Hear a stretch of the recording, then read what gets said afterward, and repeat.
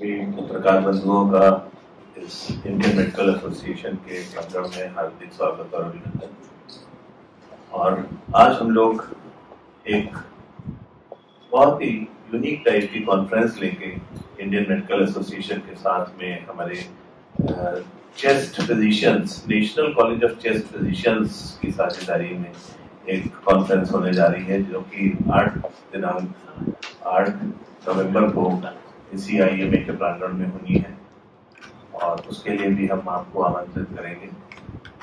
आज ये ऑरिको विजन जो कॉन्फ्रेंस है, जिसमें पूरे देश के चेस्ट फिजिशियंस में से गिने चुने जो बहुत ही माने हुए फिजिशियंस हैं, उसको डॉक्टर SK कटियार साहब ने यहाँ पे आमंत्रित किया है और कुछ नया लेके वो हमारे बीच में आने वाले हैं। कुछ लोग फॉरेन जाते हैं, अमेरिका, इंग्लैंड जाते हैं, जहाँ से कुछ नई रिसर्चेस होती हैं और कुछ नया इन्वेंशन होता है, उसको लाके वो हमारे बीच में पेश करते हैं। तो उसी के लिए कॉन्फ्रेंस आयोजित करी गई है।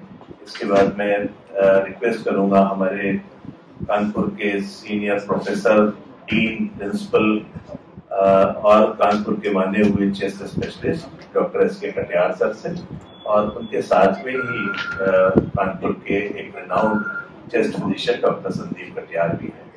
हमारे बीच में हमारे साइंटिफिक सेक्रेटरी डॉक्टर दीपक श्रीवास्तव और जॉइंट सेक्रेटरी साइंटिफिक डॉक्टर पुष्प पाठक भी मौजूद है। Sir please. आप सबका बहुत बहुत स्वागत है। इस कॉन्फ्रेंस वर्कशॉप को ऑर्गेनाइज करने का मुख्य उद्देश्य जो हम लोगों का रहा है, फेफड़ों की बीमारी में फेफड़ों के ऊपर एक झिल्ली होती है जिसमें कि पानी अक्सर कुछ लोगों की वजह से भर जाता है। और प्रायः अभी तक जो चिकित्सा प्रणाली चली आ रही है, उसमें प्रॉपर उसकी डायग्नोसिस हो नहीं पाती और अंदाज से इलाज चिकित्सा उसकी रोगी की जाती है, ये सोच करके कि शायद TB हो या कुछ और हो, लेकिन इसके कई कारण हो सकते हैं। उसमें कैंसर भी एक कारण होता है, कैंसर निमोनिया के कारण नष्ट हो सकती है। तो अगर हम लोग ट्रीटमेंट को सही तरीके से नहीं करते हैं तो रोगी का अंदर जो भी रोग है वो बढ़ता चला जाता है और लेट स्टेज पे जाकर के डायग्नोज हो पाता है। इसमें एक विधि बहुत कारगर साबित हुई है जिसको कि थोरेकोस्कोपी कहते हैं। इसमें हम लोग चेस्ट के अंदर एक एंडोस्कोप, थोरेकोस्कोप डाल देते हैं, सारा पानी ड्रेन करके अंदर पूरा का पूरा विजुलाइज करते हैं और जो खराबी वो सामने दिखने लग जाती है। और उससे हम लोग वहाँ से बायोप्सी भी प्राप्त कर लेते हैं। उस बायोप्सी से जो फाइनल जो डायग्नोसिस, मेन डायग्नोसिस वो सामने आ जाती है।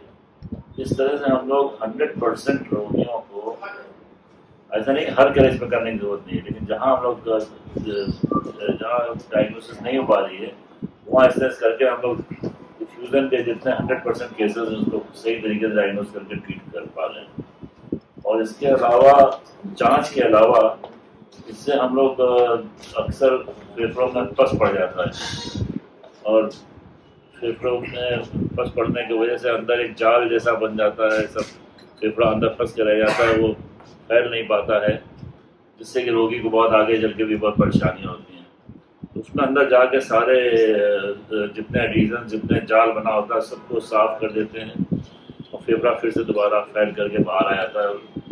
यदि ना किया जाए तो फिर रोगियों को एक बहुत बड़े ऑपरेशन की बाद में आवश्यकता पड़ सकती है, तो वो कार्य भी इससे संपन्न हो जाता है।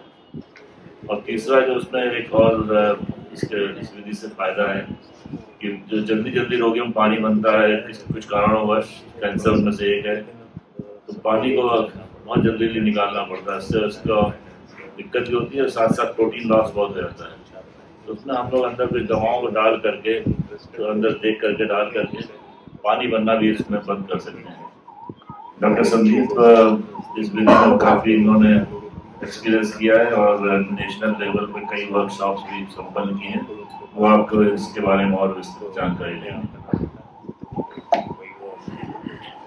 कल ये पेशेंट लोग का ऐसा आया था जिसमें कि पानी निकाला जा रहा है, लेकिन उधर पानी उसका पानी नहीं निकल पा रहा था। 80, 60, 65 ईयर ओल्ड लेडी थी और सांस बिल्कुल क्रसर थी, एक पेपर बिल्कुल सफ़ेद दिख रहा था। तो उसमें हम लोग जब अंदर गए पूरा जाल बना हुआ था। तो उसको हम लोग ओपीडी बेसिस पे ही कर देते हैं, उसको करने की रिक्वायरमेंट नहीं आती। एक से सवा घंटे लगता है, पूरा उसको हम लोग क्लीन करके और उसको सांस में ऑन दी टेबल आराम मिल जाता है। तो जिसको करना है लोग देश में बहुत कम है। पहले इन सब पेशेंट्स को सर्जरी की रिक्वायरमेंट आती थी, जो कि थोरेसिक सर्जन करता था, पर ये एक इंटरनल प्रोसीजर है सर्जरी और मन करने के बीच में, जो कि जिससे कि 90% पेशेंट्स को पूरा लाभ मिल जाता है। तो उनको सर्जरी रिक्वायरमेंट नहीं है, जिससे कॉस्ट भी बहुत कम हो जाती है। ओपीडी बेसिस पे कर सकते हैं। कई पेशेंट में एनेस्थीसिया के लिए फिट नहीं हो पाते हैं, क्योंकि एज ज़्यादा होती है, सांस नहीं फूल रही होती है, तो उनको बेहोशी नहीं दी जाती है सर्जरी के लिए। तो इन पेशेंट्स को हम लोग आसानी से ओपीडी द्वारा इस विधि से आराम दिला सकते हैं। तो 65 ईयर ओल्ड लेडी जो ये थी, ये शी वुड गो बैक, वापस चलेगी घर अपने घर। इस विधि में कितने दिन तक एडमिट रहना पड़ता है मरीज को?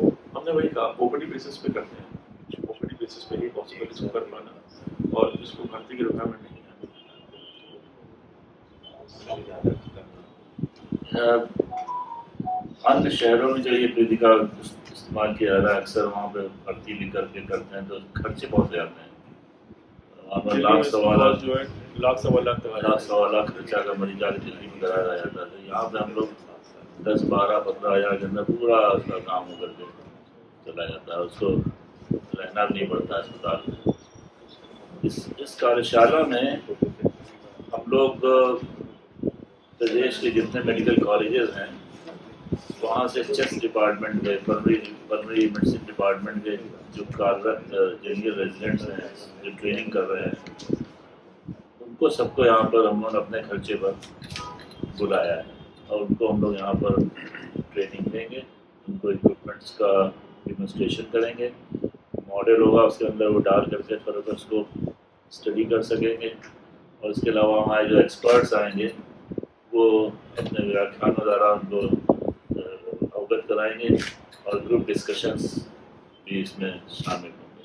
तो इस तरह से हम लोगों का उद्देश्य ये है कि ज़्यादा से ज़्यादा लोग, जो यंगर जनरेशन है, वो इसको ट्रेन हो जाए, और जिससे कि कार्य हर स्तर पर किया जा सके, जो कि अभी नहीं हो पा रहा है।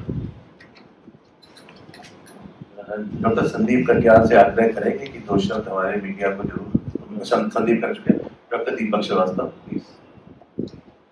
आप सभी को जान के ये हर्ष होगा कि ये एक अपने तरीके की यूनिक कॉन्फ्रेंस है, और प्रोफेसर एस.के. कटियार सर हमेशा से यंग जनरेशन को पढ़ाते आए हैं, टीच करते आए हैं, गाइड करते आए हैं। और इस कॉन्फ्रेंस में पूरे उत्तर प्रदेश से 60 फैकल्टी आ रहे हैं, 60 डॉक्टर्स होंगे जो कि यंग जनरेशन के जो फिजिशियन तैयार हो रहे हैं उनको ट्रेन करेंगे नई नई विधियों के बारे में। तो आपके माध्यम से जहाँ तक जितने ज़्यादा लोगों तक ये बात पहुँच सकती है, उससे हेल्थ केयर और समाज दोनों का भला होगा। मेरा नाम डॉक्टर कुश। कहीं ना कहीं एक चीज़ और इसमें ऐड करना चाहिए हम लोग को, क्योंकि जैसे भी हम लोग देख रहे हैं, जैसे जैसे मौसम ठंडी बढ़ रही है, स्मॉग बढ़ रहा है, दिल्ली और कानपुर की आप लोग हमेशा न्यूज़ सुन ही रहे हैं कि पोल्यूशन बढ़ रहा है, कहीं ना कहीं चेस्ट के पेशेंट्स भी बढ़ रहे हैं। ऐसी स्थिति में जितने ज़्यादा पल्मोनोलॉजिस्ट ट्रेन हो रहे हैं, जितने फिजिशियंस ट्रेन हो रहे हैं, कहीं ना कहीं वो हमें ही हेल्प करेगा। तो उसकी जागरूकता भी इसमें मिल जाएगी। जो भी प्रतिभागी आएंगे उन सबको सर्टिफिकेट भी दिया जाएगा।